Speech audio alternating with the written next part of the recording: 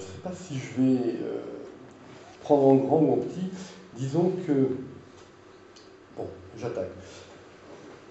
Le titre thème que je souhaite pour cet exposé, c'est Neurobiologie de l'incertitude d'être soi, face aux fragmentations de notre identité intime, apport de la recherche en neuroconnectique à la question de qu'est-ce qu'être conscient de soi, depuis un système complexe naturel, nos réseaux de neurones volontairement interconnectés. Naturels ou artificiels, les systèmes complexes sont partout. Si une définition unanimement acceptée de leur nature reste à formaliser, ils se caractérisent par la mise en relation de composants de taille variée, de nature hétérogène et incertaine, dont l'évolution globale est dominée par les couplages et les rétroactions.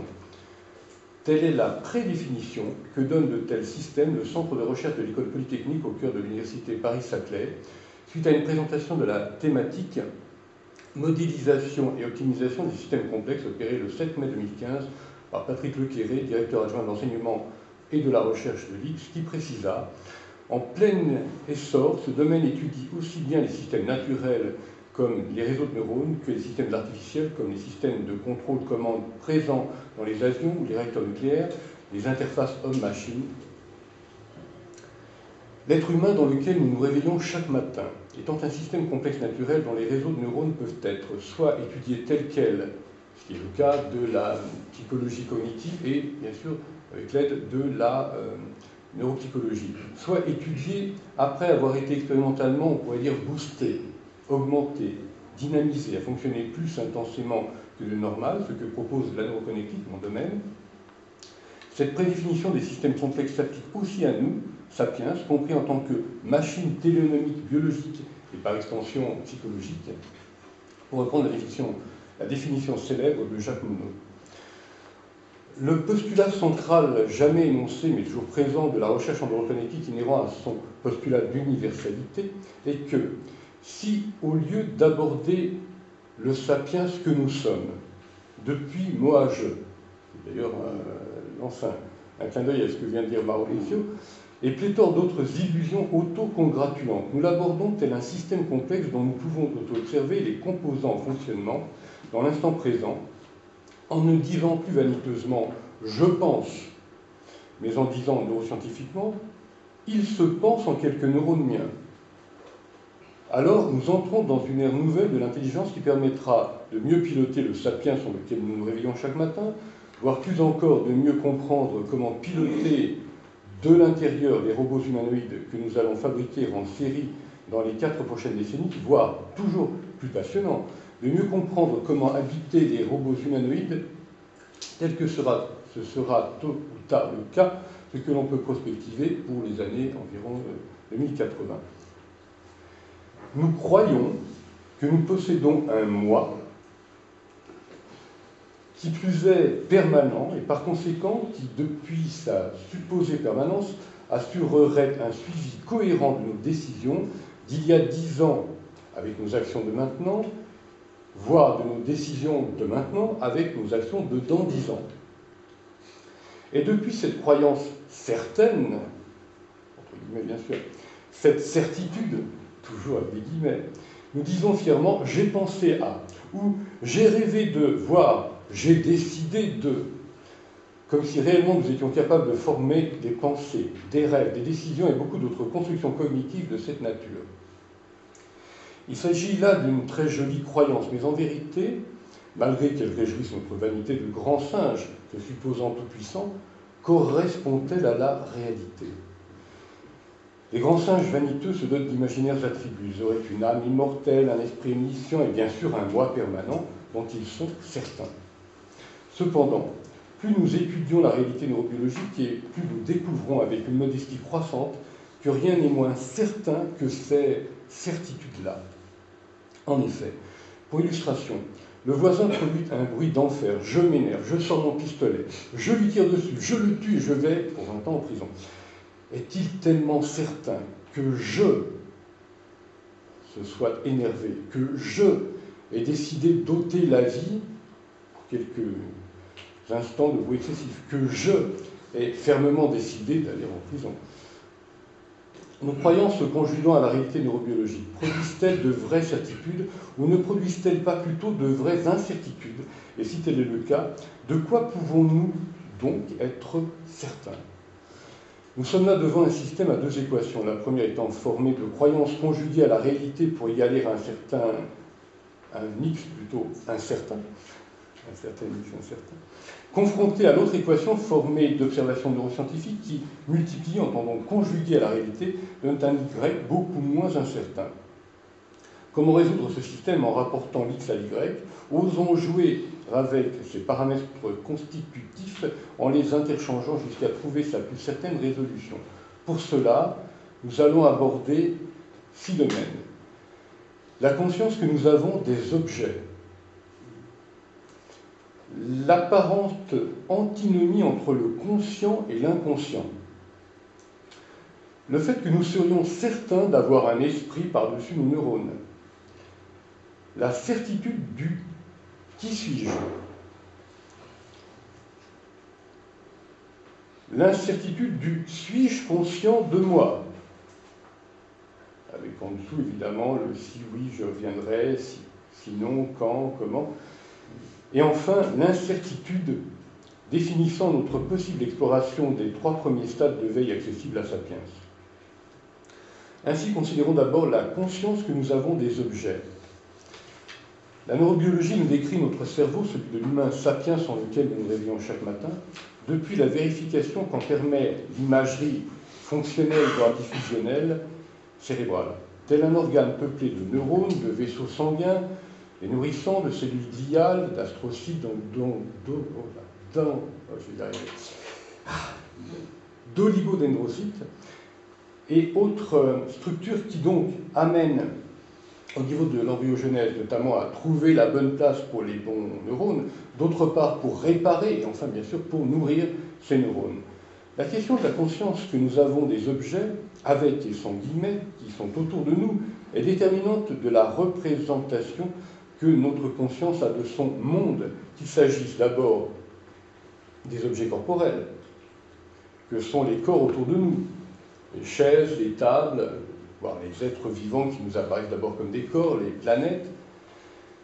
Ensuite, des objets, cette fois entre guillemets, mentaux, plus précisément conceptuels, que sont nos idées, les pensées, voire les pré-représentations qui construisent celles-ci, en lesquelles notre intellect baigne, Prémo notamment, qui produisent ou alimentent les réflexions qui naissent en nos cerveaux. Enfin, des objets toujours entre guillemets, cette fois qualifiables de sentimentaux, plus précisément d'émotionnels et de motivationnels, que sont les émois qui prévalent et précèdent à la représentation des émotions lesquelles notre affect baigne, qui produisent et ou alimentent les émotions primaires et secondaires, puis les sentiments, voire les grands sentiments, voire le sentiment même de soi qui naissent en nos cerveaux.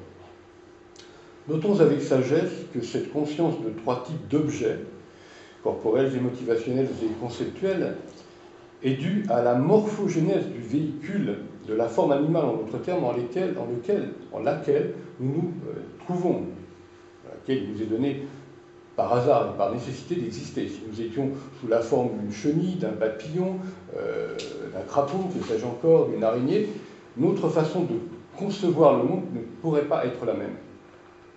Notons avec pertinence que cette conscience serait différente si nous émergions ou si nous réveillions, en d'autres termes, dans un véhicule du genre Homo, qui ne serait pas un sapiens, mais un pertinens, comme j'ai osé l'anticiper pour forcer les intelligences, dans un roman mien de science-fiction, Les enfants de demain, ou l'étrange et très secret projet HP1, HP c'est Homo pertinens bien sûr, où je décris comment notre descendant darwinien, Homo pertinens, émergerait de l'évolution du vivant, non pas dans environ 1 milliard d'années, mais tout bientôt dans un laboratoire, Homo pertinens étant doté de 5 neurosystèmes, au lieu des 3 auxquels nous sommes habitués, nous, sapiens, qui nous paraissent être la réalité, qui en fait est notre réalité. Et donc, qui auraient, quant à eux, 5 types d'objets à percevoir, et non pas 3, d'un cerveau plus évolué que le nôtre. À l'issue de ce clin d'œil nécessaire à l'éveil de l'intelligence, osons affiner avec Bon, osons affiner notre réflexion. Après la question de la conscience que nous avons des objets, avec et sans guillemets, autour de nous, vient la question de la conscience que nous avons des objets avec et sans guillemets qui sont en nous. Alors, une sensation, une émotion, une réflexion jaillit en nous. Au lieu d'être rivé à la réalité extérieure, une fleur, une tendresse, une idée intéressante pour illustration, qui auront généré cette sensation, cette émotion, cette réflexion, qui l'ont suscité, nous pouvons considérer que nous avons deux niveaux. En fait, souvent, en termes de psychologie, on va considérer que le niveau interne serait nous. Et je peux démontrer que non, c'est faux. En fait, ce qui nous vient à l'intérieur, ce qui vient dans nos cerveaux, c'est d'abord ces objets de trois sortes que j'évoquais avant, qui nous viennent dans le cerveau et que nous nous attribuons. Dès l'instant où nous nous intéressons à l'interface, un petit peu comme on pense à une cellule et on se dit la cellule, son domaine important, on va dire, c'est sa membrane, en interaction avec le monde extérieur. Et bien là, c'est la même idée, on peut se dire que notre réel moi peut apparaître, un moi, on va y revenir, qui n'est peut-être pas la même structure que notre moi habituel. Notre réel moi apparaît dans cette interface entre ce monde extérieur et ce monde que nous croyons être le monde intérieur, qui n'est en fait que sa projection. Donc, à partir de là, nous étions sûrs d'avoir de la conscience et même d'avoir une conscience et de disserter sur la conscience que nous aurions. Déjà, l'incertitude s'installe. Nous sommes un peu moins certains d'avoir tout cela. Là-dessus, sur cette conscience que nous aurions ou n'aurions pas, se pose un autre aspect de notre problématique. Deuxième volet de notre conférence, l'apparente antinomie entre le conscient et l'inconscient. En neurosciences, nous parlons plus volontiers de conscience primaire que d'inconscient, non pas que le terme soit inapproprié à la réalité, s'ils s'entend définir, mais parce que cette réalité elle-même est mouvante. L'inconscient freudien comme jungien est défini par un processus non conscient qui influence le conscient. Un processus dont on sait qu'il est en fait un inconscient cognitif, fondé sur des myriades de routes neurales qui viennent tout simplement remplacer, quand c'est nécessaire, une autoroute neurale qui est accidentée, qui est bouleversée, qui n'est pas accessible. La réalité est qu'il n'y a pas un état inconscient et un état conscient bien délimité, mais un état entre guillemets inconscient, en fait légèrement conscient, auquel suit un état un peu moins conscient, un peu plus conscient, puis après un autre état, on va dire donc après ce primaire, un secondaire, un tertiaire, etc. Et donc de ce fait, on est dans une tendance vers, en termes mathématiques, on pourrait dire qu'on n'atteint pas l'absolu, on n'atteint pas l'infini, on irait de moins l'infini vers plus l'infini, sans zéro bien défini, mais en tous les cas, c'est là. En clair, il n'y a pas un état inconscient et un état conscient, mais un océan d'états qui tendent vers l'inconscience ou vers la conscience, vers l'inconscient ou le conscient. La séparation entre la conscience primaire et la conscience dite supérieure, que j'appellerais plus volontiers secondaire, tertiaire, etc., comme je viens de le dire, peut être nomenclaturée depuis ce que le neurobiologiste Francisco Varela, qui a évoqué Barosso tout à l'heure, ce qu'il appelait neurophénoménologie en des bases phénoménales, correspondant à des bases neurales marquées par des mécanismes précis. Mécanismes comportementaux d'abord, lorsque quelqu'un me dit bonjour et en me tendant la main droite, ma main droite se lève.